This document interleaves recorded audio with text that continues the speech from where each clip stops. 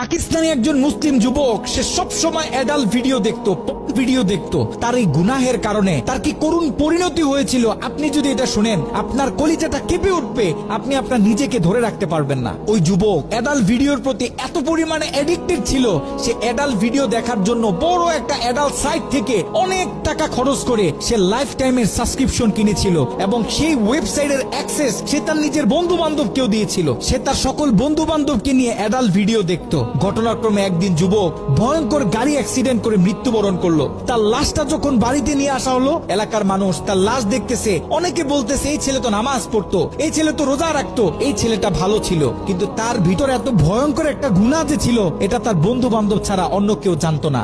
সকলে মিলে তাকে দাফন করে যখন বাড়িতে চলে আসলো, ওই ছেলের মা গভীর রাত্রে মোনাজাতে আল্লাহর কাছে দোয়া করতেছিল, আল্লাহ আমার ছেলে যদি কোনো ভুল করে থাকে তুমি আমার ছেলেকে ক্ষমা করে দাও, আমার ছেলের কোনো গুনাহের কারণে তুমি তাকে জাহান্নামে দিও না, তার কবরটাকে জান্নাতের টুকরা বানায় দাও। দোয়া করতে করতে মা এক পর্যায়ে ঘুমিয়ে পড়লো।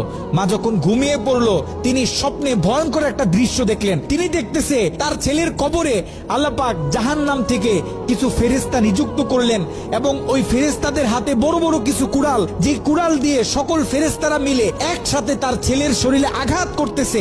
যদি তার ছেলের হাতে আঘাত করে তাহলে হাতটা কেটে দূরে গিয়ে পড়তেছে, যদি পায়ে আঘাত করে তাহলে পাটা কেটে দূরে গিয়ে পড়তেছে। তার ছেলে ভয়ঙ্কর ভাবে চিৎকার দিতেছে। ছেলের ভয়ঙ্কর চিৎকার শুনে মায়ের ঘুম ভেঙে গেল।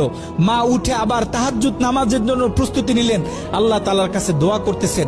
দ্বিতীয় দিন গভীর রাতে যখন মা ঘুমিয়ে পড়লেন, তিনি